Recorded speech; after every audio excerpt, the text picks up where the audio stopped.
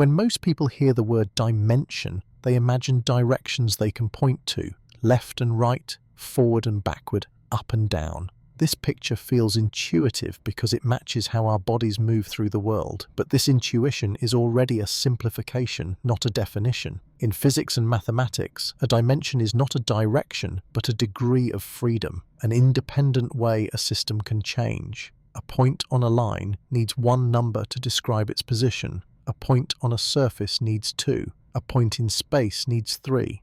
The numbers come first. The directions are how our brains visualize them. Dimensions are not objects inside reality. They are the rules that describe how many independent variables reality allows. The universe is not built out of dimensions like beams in a house. It is described by them, constrained by them, and expressed through them. This distinction matters because it immediately loosens the grip of everyday intuition. A degree of freedom does not have to look like a direction you can walk along. Temperature is a degree of freedom in a physical system, even though you cannot step north or south along it. Electric charge is another, influencing behavior without offering a visible axis.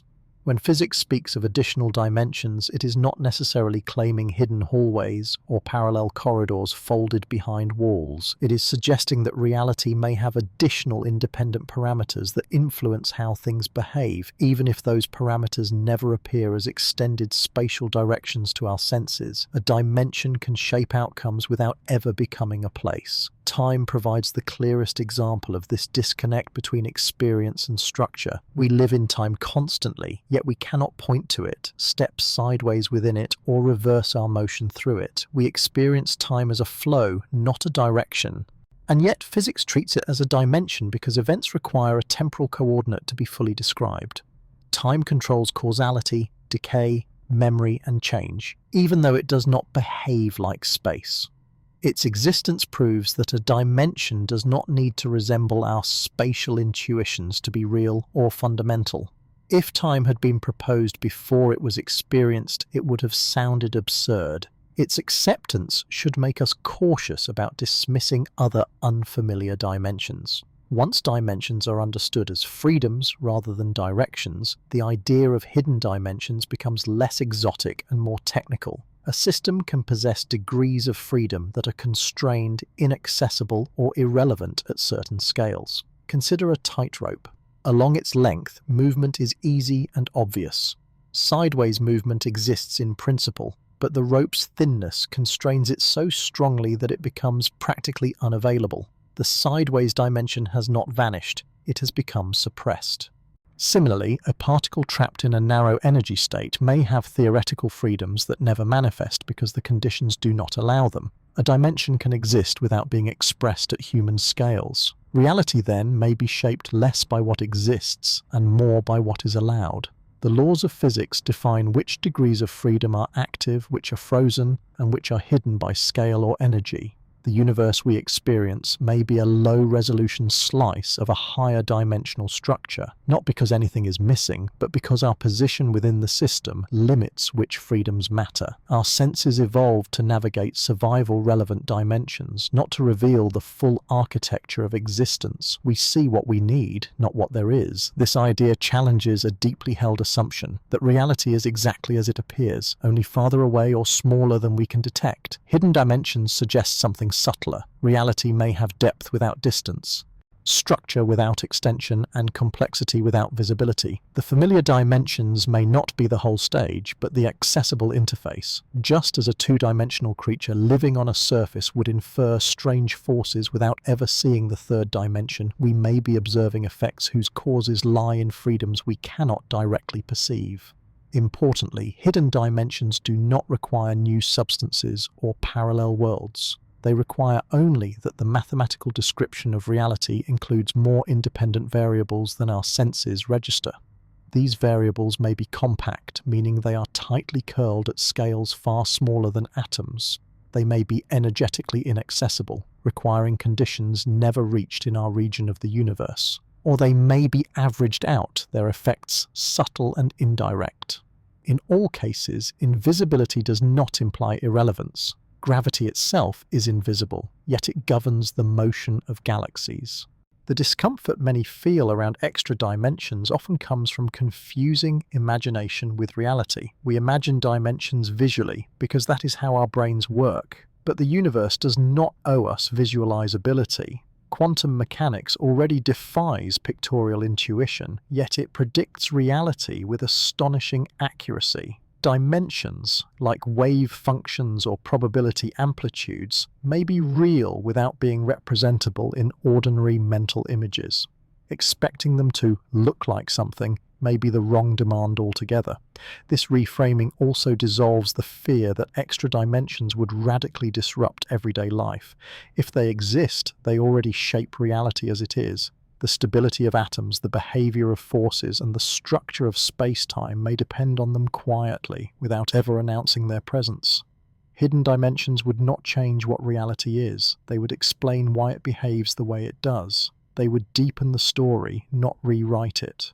There is also a philosophical humility embedded in this view. Our experience of reality is not privileged by completeness, only by survival. Evolution tuned perception to usefulness, not truth. We feel solid objects because solidity matters. We perceive 3 spatial dimensions because that is sufficient to navigate our environment. If additional freedoms exist but do not affect survival directly, there would be no reason for biology to reveal them. Ignorance in this case is not failure, it is efficiency. Understanding dimensions as constraints rather than corridors also reshapes the question of discovery. We are not searching for hidden places but for hidden rules. Experiments that probe higher energies or finer scales are not trying to open doors. They are trying to reveal new degrees of freedom in the equations that describe nature.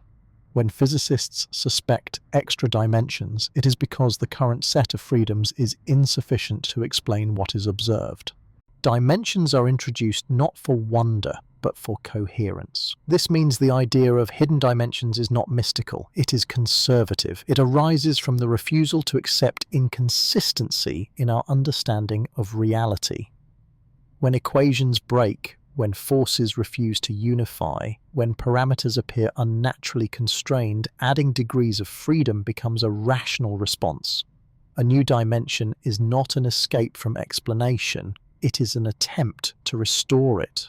At a deeper level, dimensions tell us something about the kind of universe we inhabit. They define what can vary independently and what cannot. They limit how complexity can arise and how information can flow. A universe with fewer dimensions would be simpler but less expressive. A universe with more may allow richer structures while hiding them beneath layers of constraint. The balance we observe may not be accidental but structural.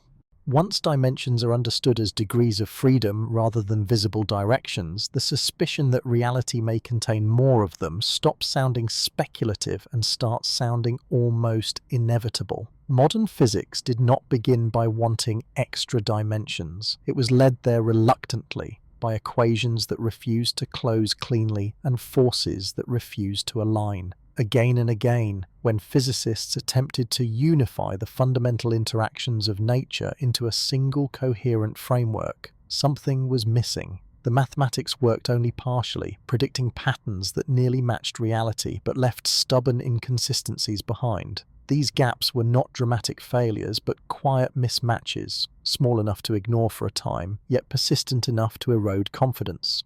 Extra dimensions emerged not as imaginative flourishes, but as minimal additions capable of restoring internal consistency to theories that otherwise broke under their own precision. One of the most unsettling clues pointing toward hidden dimensions is gravity itself. Compared to the other fundamental forces, gravity is inexplicably weak. A small magnet can overcome the gravitational pull of the entire Earth on a paperclip, a fact so ordinary that it rarely provokes philosophical unease, yet so extreme that it defies easy explanation. In theoretical models, gravity should be comparable in strength to the other forces at fundamental scales. Instead, it appears diluted, as though it has been spread thin across something larger than the space we directly experience. This odd weakness is not just a curiosity, it destabilizes attempts to unify physics. Hidden dimensions offer a simple but profound possibility. Gravity may not be weak at all, only dispersed across additional degrees of freedom inaccessible to us. In this view, gravity behaves differently because it interacts with more of reality than the other forces do. Electromagnetism and the nuclear forces may be confined to the dimensions we experience, while gravity leaks into extra dimensions, reducing its apparent strength in our observable slice of the universe. This is not a metaphor, but a mathematical statement. When force lines spread into additional dimensions, their intensity in any single cross-section diminishes. The weakness of gravity could therefore be evidence not of an anomaly in the force itself, but of a larger geometric structure underlying space-time. What appears as a flaw in nature may instead be a shadow of higher dimensional simplicity.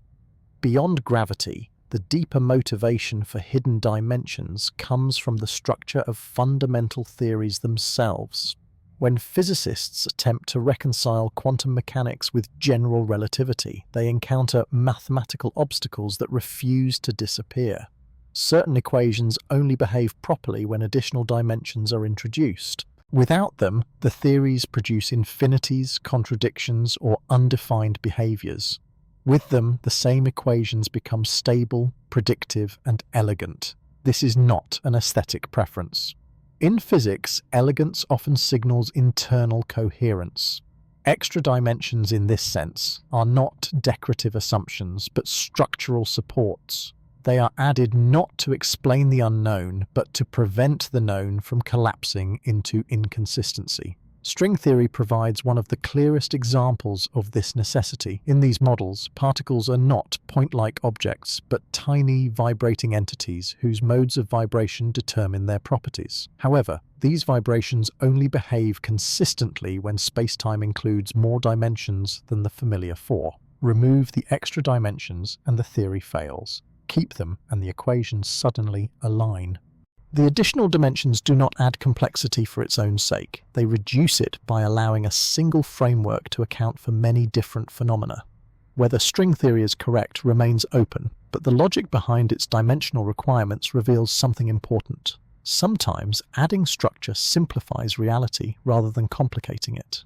What is striking is that these extra dimensions are not arbitrary.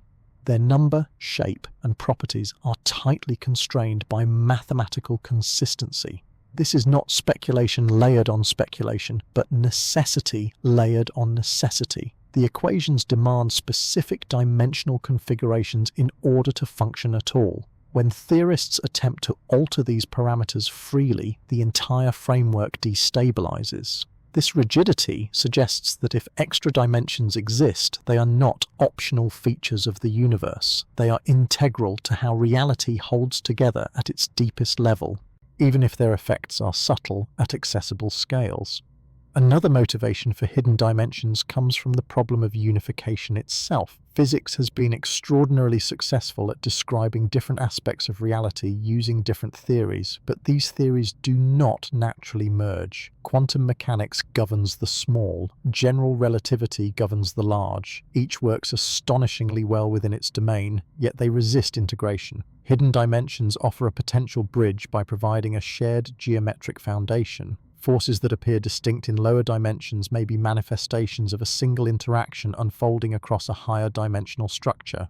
What looks like fragmentation from our perspective may be unity viewed through a restricted interface. This idea reframes the role of dimensions entirely. They are no longer passive backgrounds but active participants in physical behavior. Forces become expressions of geometry. Particles become localized patterns within a multidimensional field. The apparent diversity of nature emerges from how these patterns project into the dimensions we can observe. In this context, extra dimensions are not exotic additions to reality, but the deeper stage on which reality's simplicity plays out. Complexity, rather than being fundamental, becomes a consequence of limited perspective. Importantly, physics does not suspect hidden dimensions because it desires mystery. It suspects them because without them, certain questions remain unanswered in ways that feel structurally unsatisfying. Why do constants have the values they do? Why do forces differ so dramatically in strength? Why does space-time behave smoothly at large scales and probabilistically at small ones? Extra dimensions do not magically solve these problems, but they offer a framework in which solutions become possible. They expand the space of explanations without abandoning rigor.